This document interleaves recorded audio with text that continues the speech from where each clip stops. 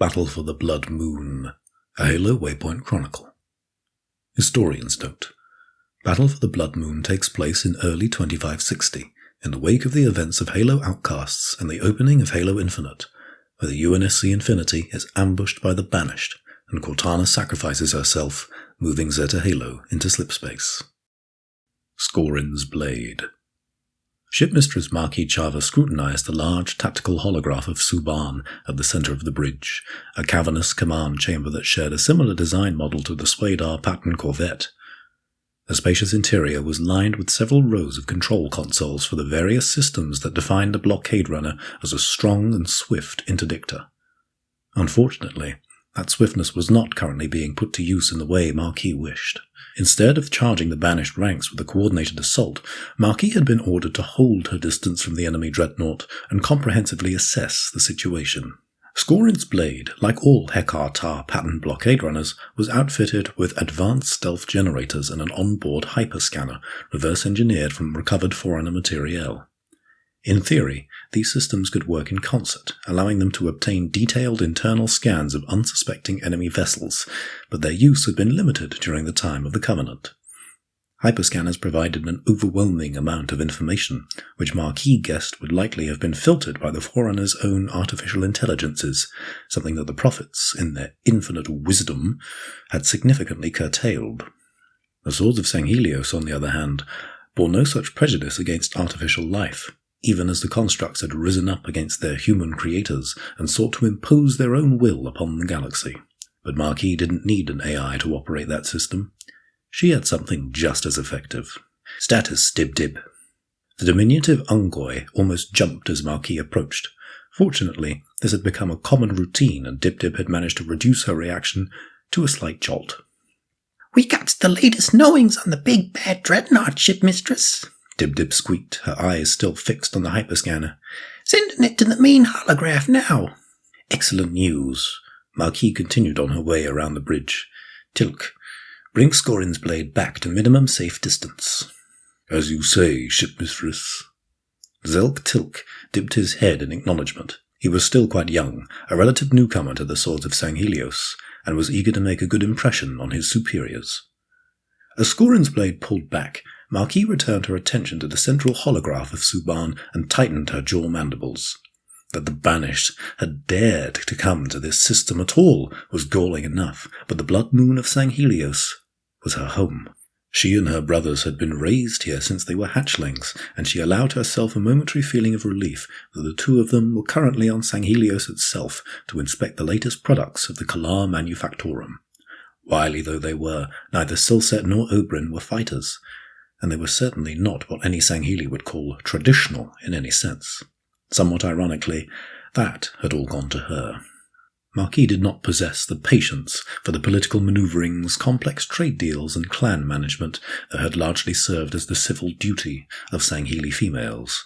Ever since she had been a hatchling, her mother had said that her veins ran with the fire and blood of Suban itself, and her calling had come when the Arbiter declared that military service for the Swords of Sanghelios would be open to all. Indeed, she had been surprised to learn that even the Ungoi could ascend to the rank of shipmaster upon querying why one of the Xanar pattern light cruisers attached to their fleet was named Bad Gas. Returning to the holograph, Marquis flicked her wrist and the projected image of Suban dissipated. This made way for the latest tactical scans of the dreadnought that was the center of all Banished activity in this region. Scanner Master Dib-Dib's work on the hyperscanner had even identified the name of the vessel, Ghost of Baralon. The holograph highlighted its suite of armaments, filling Marquis with dread. Scorin's Blade was heavily outgunned by the monumental monstrosities the Banished had brought to bear.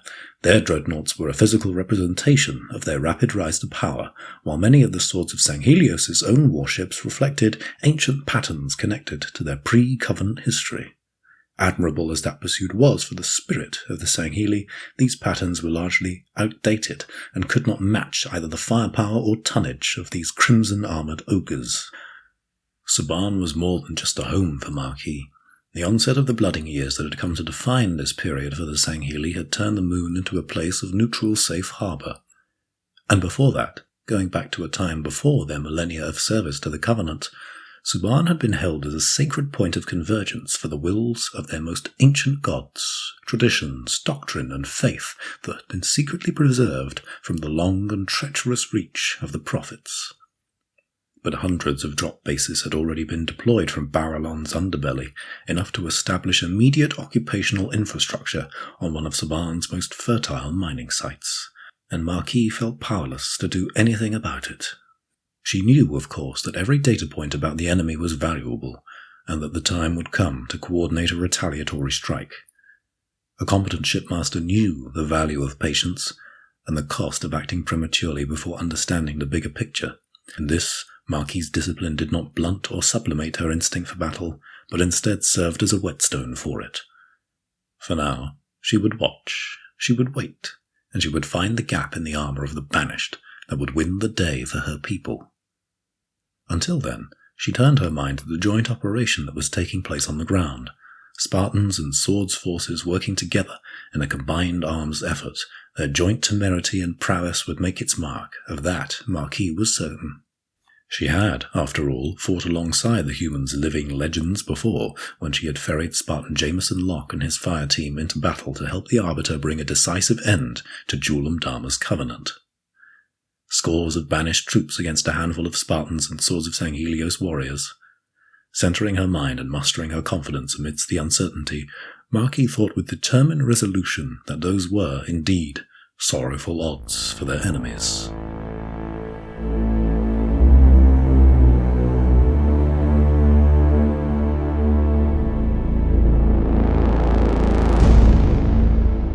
Suban, the Mines of Shuari. The density of conflict and upheaval on Sanghelios in the past several weeks had been unprecedented. Just a few months after Arbiter Thelverdam's harrowing encounter with the Banished on the corpse world of Nabar, the created forces that had kept Sanghelios under a suffocating martial occupation suddenly relinquished their grip on the system. It was an unanticipated turn of fortune that quickly spiraled into a race to fill the power vacuum left on such an influential world. While many of the keeps and Kydons and Sanghelios remained steadfast in their support of the Arbiter and his attempts to unify their people, others sought alternative divisions of power.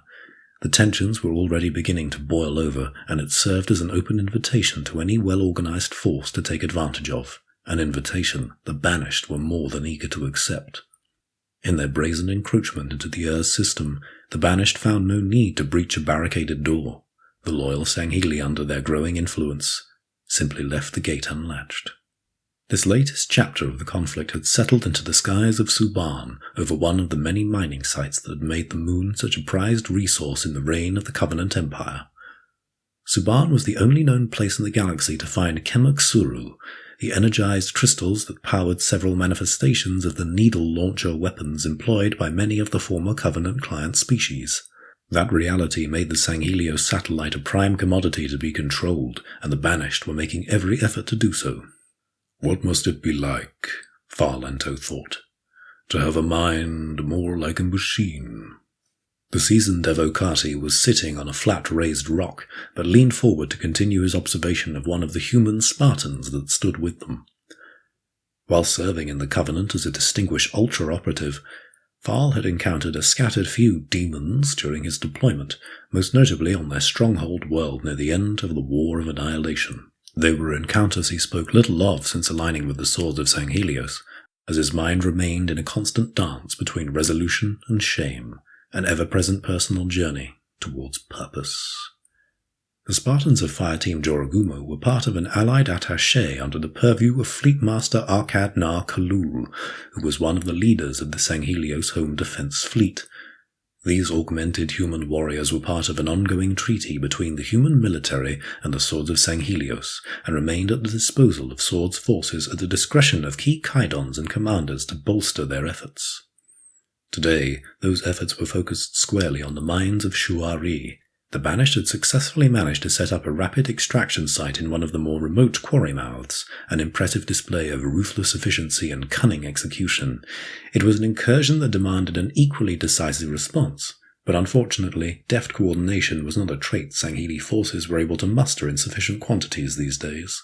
Instead, Arkadnar-Khalul had opted to enact a combined arms operation, attaching 4 Spartans from Joraguma to a swords task force led by Fal Ento and Orim Kasan, a Spec Ops warrior in service to the Arbiter.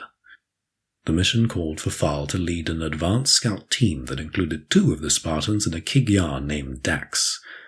As part of their integration into local forces, each of the Spartans had been given a Sangheili name, not quite a title and not quite a nickname, but terms that would give each human soldier a unique identity and stronger sense of inclusion among their ranks. Fal tilted his head as he surveyed one of the Spartans, the one they called Trell, who was looking through the scope of a rangefinder. "What do you see?" Trell's voice came back through their helmet speaker. At least 2 docking platforms, regular cycle of fork buckets coming in and out. Fal's mandibles twitched at Trell's colloquial mention of the banished siege haulers. Every flight out could mean hundreds of the enemy alliance's warriors armed with restocked needle launchers. "So much bounty," the screeching statement came from Dax. "Need no scope to see this." Dax was unique among his kind, and Fal was one of the very few individuals who knew the Jackal's past as a former member of the Jakar, a Kigyar order of long-range assassins rumored to be able to remove a target's head off their shoulders from a nearby moon. Such exaggerated attributions did nothing to diminish Dax's true skills, however, and lately the Rutian mercenary had taken up a particular fondness for human-built sniper rifles, resulting in more than a few lively discussions with Trell on best practices and past accomplishments. The voice of Gliss, another Spartan, broke in. "Nobody's bending your quills, Dax. Besides, we have more than one way to get a better look at things."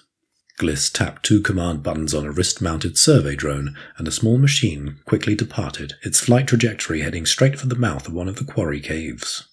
Fal stood up and placed the wide-crested helmet of his ivory raid harness back over his head. He had developed an odd fondness for the way in which Gliss always returned the Kigyar's needling with fair measure. "Dax, sync your optics to the Spartan drone. They will be your eyes inside. Remain here as Overwatch, but keep communication channels active."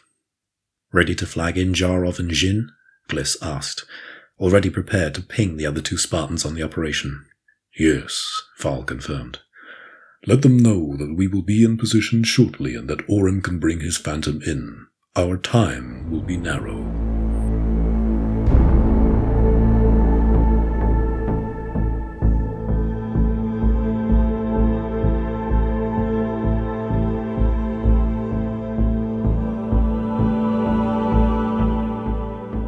Scorin's blade. "Can you confirm its authenticity, Tilk?" Marquis was taking no chances when it came to ensuring the secure transfer of information regarding groundside operations. "The signature is confirmed, shipmistress. Orim Kasan is aboard the vessel of origin." Marquis nodded a simple approval.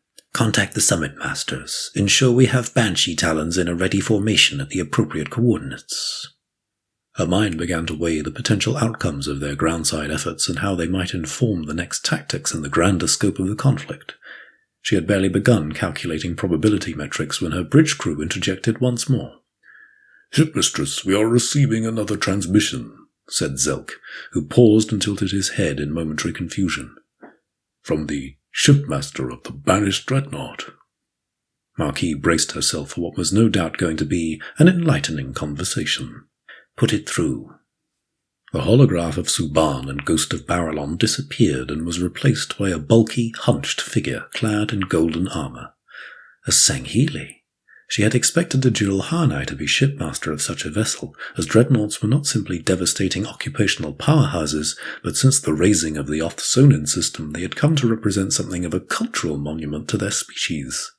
And the haughty look of satisfaction from the banished shipmaster, whose head was tilted slightly upwards, told her that she had let this momentary surprise show through slightly parted jaws. "Greetings, shipmistress," he said as calmly and casually as if he were checking up on a friend. "I am Orna Fulsum, High Warlord of the Banished." "I do not know of you, and am unmoved by any such title," Marquis responded, her tone clipped but not yet disrespectful. "What is it you want?" By now you have undoubtedly grasped the extent of our current forces and firepower, and you know that there is no victory to be had through conventional battle. Marquis held Orna's gaze. Your fleet possesses certain advantages, that is true. I hope you did not trouble my preparations to counter them just to inform me of this. No, Orna said. I have come to ask you to avoid further unnecessary bloodshed of our own kind. Peace talks with a traitor. Marquis narrowed her eyes. So you have come here to jest. We need not be foes. Step aside, give us Suban, and your forces shall be spared. Better yet, pledge your allegiance to the Banished, and the only ones that need perish are the demons that desecrate the ground of Suban. If nothing else, Marquis had to admire Folsom's audacity. The Spartans? She asked. The humans. Orna spoke the name as if he had choked up bile. They are the true architects of the Blooding Years, along with the Arbiter who calls them allies and invites them to our home to solve his own problems. Your hatred is tinged with madness, shipmaster, Marquis said pityingly. You do not sense the truth of it? Orna stood straighter, and Marquis resigned herself to endure whatever speech the shipmaster had prepared.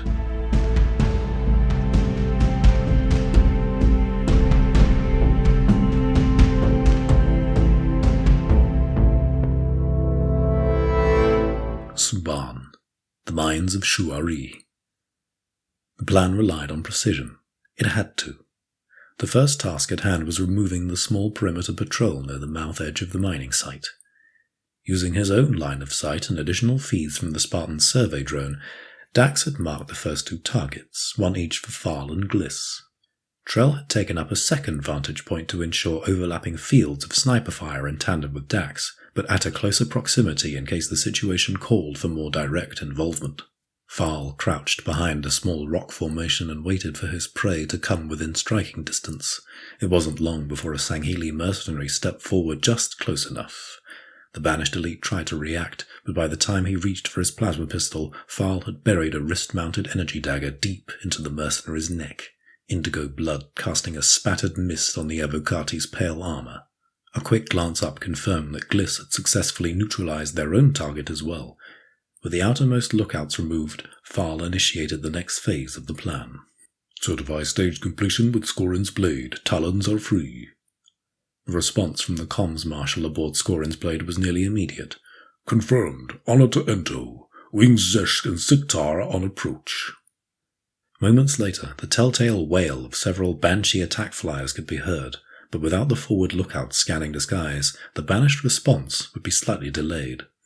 The Banshees opened fire with plasma cannons and fuel rod guns, both Talons targeting the siege haulers that were primed on the pads and freshly laden with raw chemic suru. The resulting detonations were dramatic and caused immediate chaos within the mine itself. Banished warriors scurried through corridors and across gantries, furious but also confused in the immediate aftermath. It was a confusion made all the more intense when the first sniper shots rang out. "Head bursts cost extra," Dax gleefully exclaimed over comms as he and Trell took turns removing Banished pieces from the game board, alternating long-range fire into the mouth of the mine. Banished soldiers desperately tried to locate the source of the shots, but found the process difficult in the midst of the maelstrom. Orim, you're clear. Farl's latest communication was directed at Orim Kassan, whose phantom had been hiding in the lower depths of the quarry until the opportunity was at hand. Moments later, the phantom rose up to meet the cave mouth, its doors opening to reveal at least a dozen Sangheili warriors fiercely loyal to the Arbiter. Among them were two more Spartans from Joragumo, Jarov and Jin, ready to take the fight directly to the Banished. As the forces departed the phantom, each set immediately to the task at hand. They were easily outnumbered, but the swords had taken advantage of the chaos and surprised to even the playing field as much as possible. Jarov and Jin had eliminated several enemy soldiers and were already engaged with the next incoming wave. They were joined by a hulking elite named Koal Mal, whose hunched form and slightly broader physique belied his deft skills with an energy sword. Mal hailed from a lineage torn asunder by betrayal and civil strife, their keep in a constant state of upheaval and vacillating allegiance. It fueled his rage to an impressive degree, and it wasn't difficult to recognize the somber joy he took with each traitorous Sangheili he plunged his blade into. Allying with the Banished was a choice he could not abide, and Fal could not help but sympathize with how difficult this ongoing conflict was for Koal Mal. It was no surprise, of course, that the bulk of the local Banished forces they engaged with were Sangheili. The Tereks weren't just at the doorstep, they were already sleeping at the foot of the bed. However, despite all this, while his own kind were indeed the tip of the Sanghelios spear, the truth was that at the beating heart of any Banished endeavour was the clenched fist of a Jiralhanai loyal to Atriox. Today would be no different. All your antics, but all for naught. A Jiralhanai's bellowing could be heard before Fal had actually seen him. As Fal turned around, a massive chieftain in Banished liveried armour emerged from under one of the catwalks that crisscrossed the tunnels. He was flanked by two brute captains, each with a charged plasma tosser aimed in Fal's general direction. Orim's voice came over Fal's comlink. Chieftain Ipso. It's no surprise to see him so directly involved. We've had several teams tailing his extended pack, and it never takes long for us to lose his scent. He will not be a trivial opponent. Fal's attempted response was cut short once more by the chieftain. How does it feel to see your world burn, and for your own kind to be holding the match while we bask in its glow? You speak like one with experience in such a thing, Fal responded, though he knew such a retort carried little weight in the immediate age. The Jiralhanai had once been the architects of their own decline, but this truth had no tangible relevance in the moment. The fact was, Ipso was right, but Fal would never offer the satisfaction of confirming so. Have you become more comfortable with wielding words than heaving a hammer? The chieftain bellowed in laughter. An excellent question, to be sure. The Jiralhanai bared his tusks in a triumphant smile. Why don't we find its answer? The two captains opened fire, their ravagers splashing searing hot plasma across the quarry floor, prompting Fal to dive into an evasive roll. 3 allied Sangheili warriors leapt to his aid and engaged the brutes, catching one in the shoulder with well-placed plasma from a pulse carbine. Moments later, the same sword's operative was smeared across the nearby rock face by the force of Ipso's gravity hammer. Leveraging every bit of his vast experience, Fal used cunning and more than a few deft maneuvers to maintain whatever advantage he could. All the while, the firefight continued to rage around him, each warrior intensely occupied with a constant flow of enemy engagement. And finally, after several minutes, and several decades, the extent of Fal Ento's time-honoured skill came up just short. He took a dull Ravager blade to the shoulder as he thrust his energy dagger through the second captain's mouth, but the exchange cost Fal time he didn't have. The sudden impact of the chieftain's swift kick to the chest sent Fal sprawling. He landed hard, his helmet dislodged and tumbled away. He had only just made it back to his knees when the shadow of his enemy made him look up. Dazed, Fal felt Ipso's massive form looming over him, his hammer at the ready. And Fal Ento realized his time had finally come. He was a warrior. He had known it would happen eventually. As Ipso roared, bringing the weapon up and back down in a swift circular arc, Fal knew with absolute certainty it would reach him. But yet, the strike failed to arrive. A flash of cobalt armor darted into view, and Fal found himself face to visor with a Spartan. Gliss. A split second later, the sickening sound of metal on metal met Fal's ears as Ipso's hammer blade cleaved through the Spartan's alloy armor and lodged in their back. Fal saw red blood begin to pool on the other side of Gliss's visor. Why? Fal asked, knowing an answer would not come. Gliss's body jerked as Ipso attempted to pull the hammer free, but the chieftain was forced to relinquish his grip to avoid the incoming plasma cannon fire pouring through the cave mouth. The sword's phantom had returned and had successfully begun to apply adequate suppressive fire to cover a desperate egress. By the time Jaroth and Jin arrived to carry what remained of their fallen comrade, Ipso was already lost from view. A shimmer appeared next to Fal as a cloaked Orim Kasan implored his friend to get to his feet and back to the dropship before it was too late. We cannot leave! The protest came from Kowal Mal, his armor soaked in the blood of his own kind. If we give quarter here, we will surely lose Shuari to the Banished. The blood spilled here will have been for naught.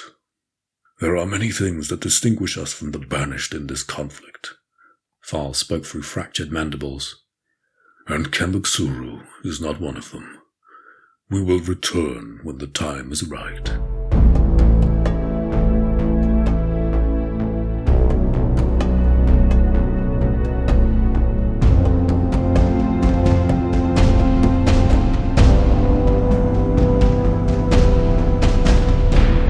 Scorin's Blade. Humanity is the ruinous common thread at the heart of this galaxy. Marquis wasn't sure how long Orna had been speaking. It was likely only a few moments, but felt like it might as well have been months. Orna's relentless diatribe continued unfettered. With the Arbiter's failure to secure the first of the sacred rings, the humans began to unravel everything we worked so hard to achieve. It was the humans who destroyed Saipan Kal, wiping out a combined fleet that would have seen the Sangheli emerge as the dominant power in the galaxy, thus forcing us to collude with the vermin to defeat the Prophet of Truth. It was the humans' own meddling that brought about the Blooding Years. The state of Badab itself is scarred with the evidence. Even now, their own creations rebelled against them because they were built to live in shackles they sought to break. Do you not see? We are living in their battle song, shipmistress, and the Arbiter's guilt is so great that he would allow them to swarm across the galaxy just to soothe his conscience. Marquis could not deny that there were elements of truth within the shipmaster's words. Humans had emerged from the Covenant Empire's ashes not simply as survivors, but their swift race to recover had seen them rise from their unexpected victory with a certain arrogance as they proclaimed themselves giants. Indeed, many dark rumors persisted about the Office of Naval Intelligence, the clandestine human agency that moves mountains in the shadows, and its involvement in the events that led to Julam Dharma's emergence as heir to the Covenant. The truth, however, was undoubtedly far more complex than Fulsom was presenting it. If the calculated actions of individuals moving in the shadows were enough to condemn an entire species, then Marquis herself would be forced to fall upon her own blade for the atrocities committed by the Covenant. "Yet you have joined the Banished," she retorted, "which allies with humans, rather than one of the many Covenant remnant groups." "Even vermin can prove useful. They are so easy to turn against each other." "Then perhaps they are not so different from Sangheli." "Think on my words, shipmistress. I shall leave my offer open to you until our next round of battle." Fulsom flexed his jaws. "And I have a request that you pass a message to your fleet master from Atriox himself." "What message would you have me trouble Fleet Master Kalul with?" The hologram of Orna Fulsom began to fade as he spoke his concluding words. "Tell him that Let Valir sends his regards."